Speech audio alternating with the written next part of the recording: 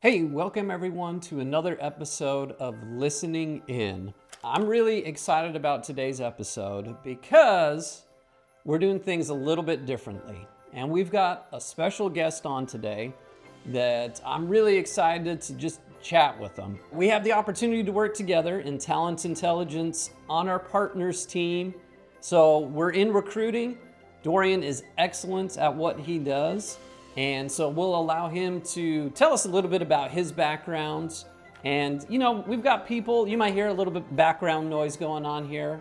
We're in the office, but we'll do our best to tune that out and focus on the things at hand.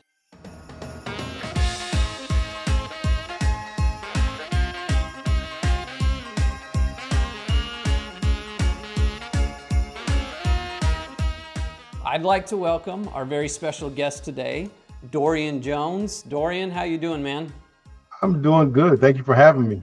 Yeah, of course, my pleasure. So, give us a little bit, man. Give us a little bit of your backgrounds and what you've been up to. My background is I spent 24 years in the Army. The first 12 years in the Army, I was military police. And then the second 12 years in the Army, I was an Army recruiter.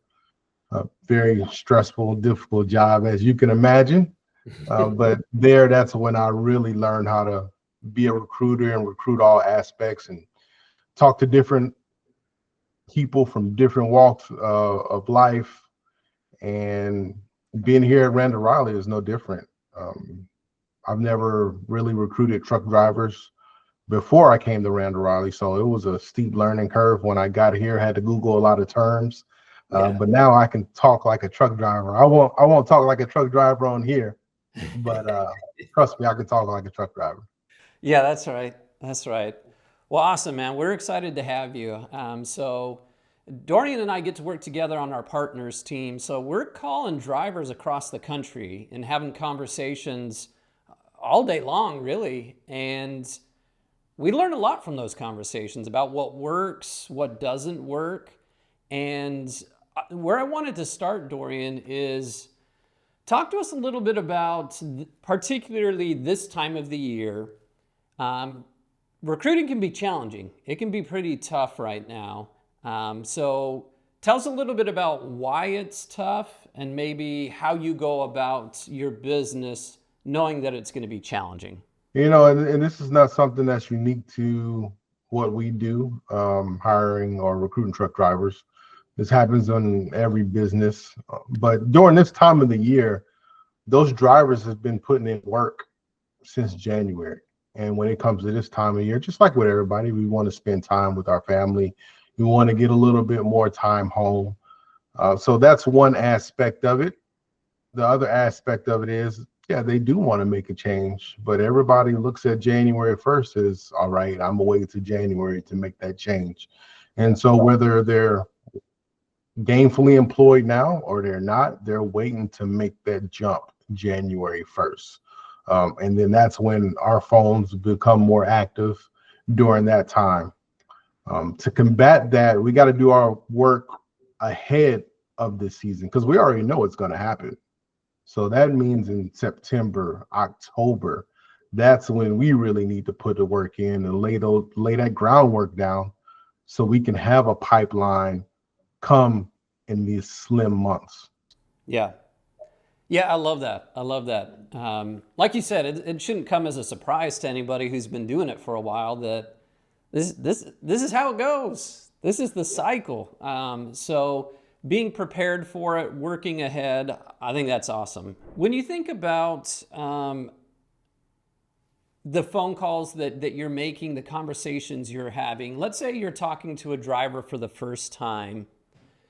Break down a little bit of how you like that flow to go. So kind of where do you start the call, then where do you take it, and then ultimately how do you wrap it up? So what's that flow of the call sound like for you that you've seen work really well?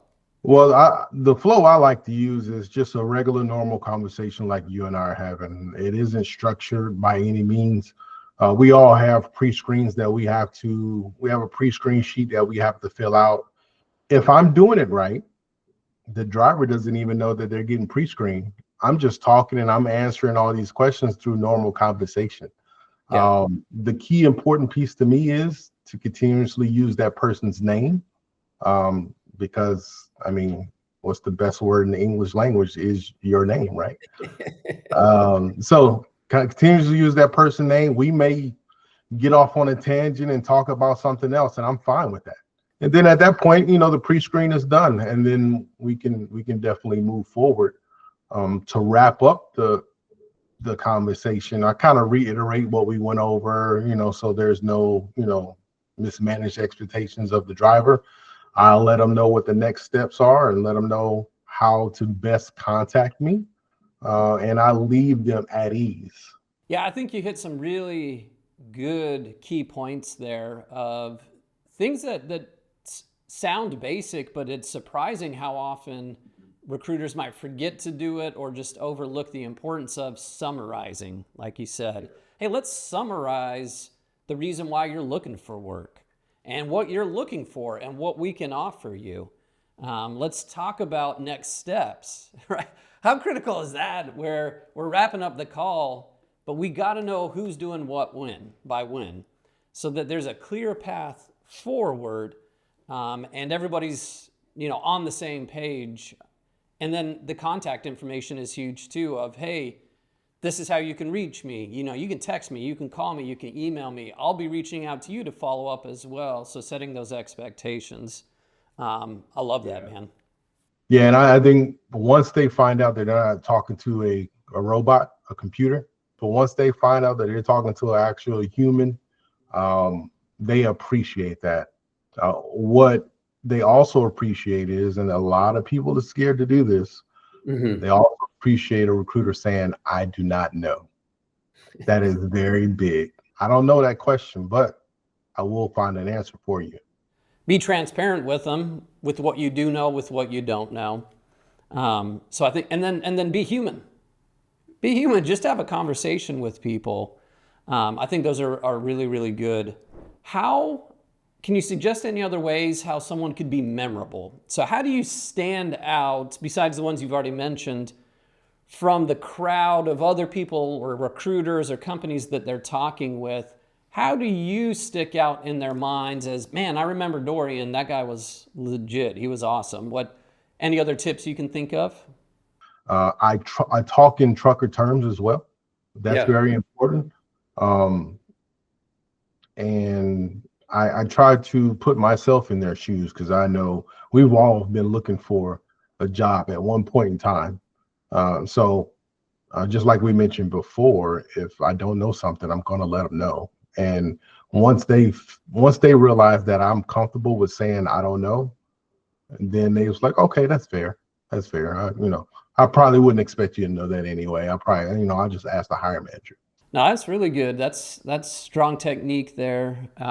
We might be talking to somebody in New York or Alabama or California, and they can't all be approached the same way, right? They might speak a little faster or a little slower. And so mirroring what they're doing helps us make a better connection with them so everybody's comfortable just having a conversation.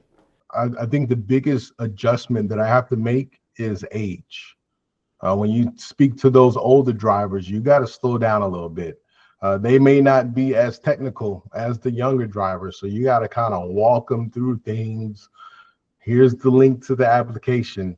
But that patience alone goes a long way. Yeah, no, absolutely. Adapting the approach, understanding too, when it comes to, demographics, and certain things are more important than others, right? So the types of questions you might be getting, like, hey, one group might be really focused on the type of equipment they're going to be using. Somebody else cares a lot more about home time because they've got a family. So understanding what their motivators are is a big deal. Yeah, and I'm glad you used that word important. So that's exactly what I say. I say, hey, before I get into my spiel about this company, what questions do you have? Tell me what's important to you.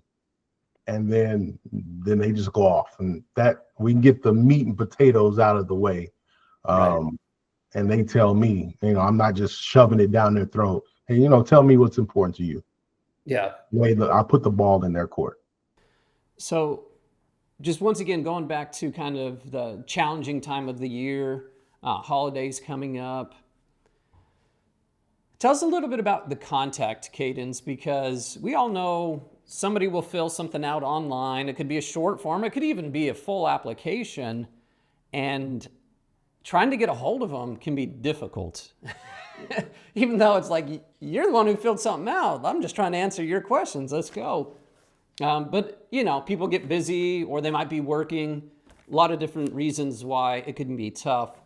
What kind of cadence have you seen work well? And channels too, like, hey, if you're like, man, I really love text, or I find email works the best, or whatever. Tell us a little bit about how you get in touch with people.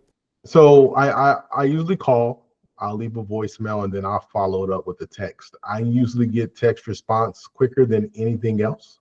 Yeah. I very rarely get an email response. Cadence, every 2 days, I'll try to reach out to them with a different approach. And then just a friendly approach. It's not like, hey, why didn't you fill out the application? Hey, I've been trying to get a hold of you. I wouldn't do that. Yeah. But still trying to speak to you about this great opportunity that we have available. Looking to, help you out, get you into this opportunity, and Yeah. Yeah. One thing that I've seen work fairly well too is if I'm going to leave a voicemail and then send a text afterwards, in the text, I'll say, hey, I just left you a voicemail, or I just tried calling you. That way they begin to put the pieces together. Oh, hey, I got a missed call. I saw a voicemail pop up. Oh, now I got a text message. That was all the same people. Man, that guy's working hard. He's trying to get a hold of me. And then another phrase that I like to use, maybe when leaving a voicemail or any other communication, is I'm trying to make it convenient for you. So hit me back on whatever channel's easiest for you. Yep. What would you say some of the common objections are? There's a bunch of them, but maybe just pick one or two, and let's talk a little bit about.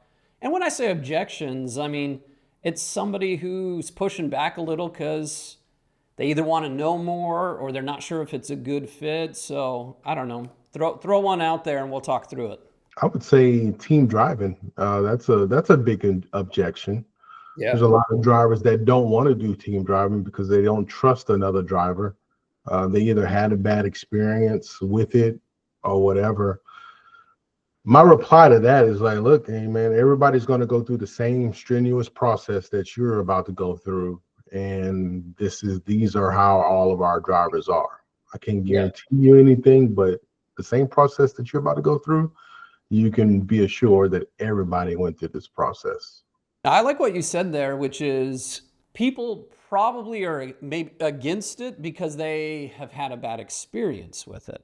So I think getting people to vocalize what that experience was like, that way we can maybe pick some parts of that experience to say, okay, I can see why that would have been frustrating. Hey, just so you know, this is how we do it a little bit differently so that you don't have that experience. They'll tell me what the problem is with it, and hey, I understand how you feel. Others have felt the same way. Yeah. This is our process, and through this process, what we found out is drivers actually prefer having a teammate because X, Y, and Z. Yeah, classic feel, felt, found, right? Understand how I feel. Others have felt that same way. Here's what they found by going through our process. Yeah, I love it. Man, you've had a lot of success over the years. Give us one or two keys to your success. Why is it that you've had success finding candidates, having good conversations, helping them get hired? What would you say one of the keys is that maybe we haven't spoken about already? One of the keys I would say is build a network. I've hired a lot of drivers based on drivers that I've hired previously before, and they passed my number along. Or you're looking to do that? Oh, wait, call Dorian. He may be able to help you with that. So building that network, and that is golden. That network will carry you a long way. And just treating everybody like they should be treated. I mean, you're not going to have the ideal call every time. You might even have to take a breath once you get off the phone. But you still got to treat them kindly. Active listening, that's a good one. And I think also you have to be able to look where others are not looking. You got to be able to think outside the box. That's awesome to hear, man. Really, what the whole premise of this show that we've done over the last few years has been that, which is, how do you create a good experience for the person you're speaking with? And you're absolutely right. If we're focused on creating a good experience, I think Maya Angelou said something along the lines of, people will forget what you say, but they won't forget how you made them feel, something along that if you created that positive experience for them, whether you could help them in that moment or not, they're going to remember that. And especially if it was memorable and you did connect them with something that they love, absolutely, why would they not refer you to other people? Because they've had a lot of bad experiences. We hear those stories all the time. And I always look at it as, I am customer service. I work for them. Yeah. I'm here to help them. That is my sole purpose at this job, is I am customer service. I am there for them. And as long as I can maintain that, I think I'll be all right. I think everybody will be all right. You've given some amazing advice today. I love your approach. I think it's why you succeed. It's why you're good at what you do. Any last thoughts before we wrap up on anything else? Yeah, just stay motivated and just deal with the ups and downs, because this is a roller coaster business. You may be a superstar on Monday and a zero on Tuesday. Yeah. Yeah. You gotta roll with it. You gotta keep pushing. Yep. Solid advice. Well, we really appreciate you being on, Dorian. I think anybody who listens in is gonna find some nuggets here. Gonna find some motivation and just some reminders too of just stay positive, keep your head up, and create good experiences for people, especially this time of the year. Let's help people out. Let's help each other out. And hope everybody has an amazing, happy holiday season. And we'll talk to y'all soon. Thanks. See you later.